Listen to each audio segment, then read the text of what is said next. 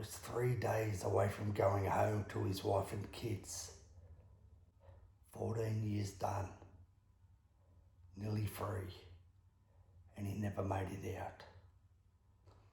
I was only 18 years old when I was sitting on the second tier of a prison yard when I saw it happen. I'm 50 now, and I still remember it like it was yesterday, and it was over a card game. These two blokes worked in the kitchen together for years. They were good mates. They played cards on their breaks. Their cells were right next door to each other. Same routine, same conversations, and apparently there'd been an argument. One slapped the other. Ego, pride, a square up, nothing that should have ended a life. That day I was on the second tier playing checkers with my brother. As I said, their cells were next door to each other. We seen them both come out of one cell, all tangled up in their white kitchen uniforms. At first we thought they were wrestling, they were mates, but then we looked a little bit closer. And then we saw red spreading through a kitchen uniform. And it happened so fast. No warning. One walked away, one didn't. 14 years in prison survived. 3 days to go, and it was over.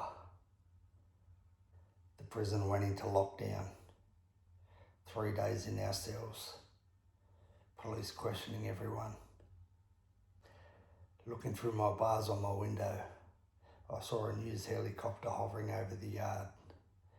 And I remember sitting on my bunk thinking, this is it. This is my reality.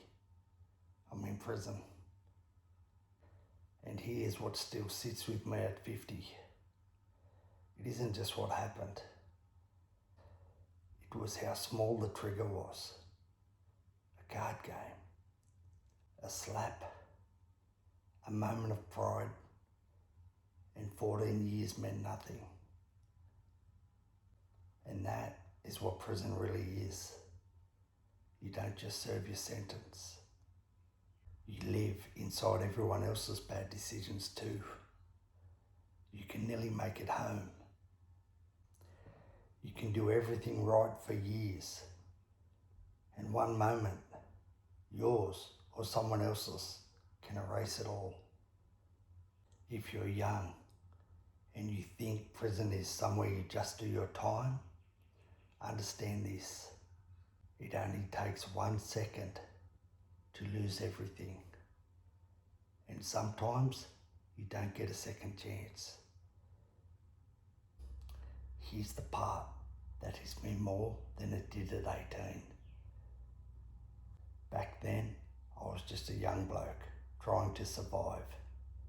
Now I'm 50. I've got kids. I've got responsibilities. And I think about that man's wife and kids. 3 days left. Imagine waiting 14 years for someone to come home and they never walk through the door. That is what prison really costs. Not just time, families, futures. If you think being reckless only affects you, you're wrong. It affects people who love you. And sometimes they're the ones who pay the biggest price.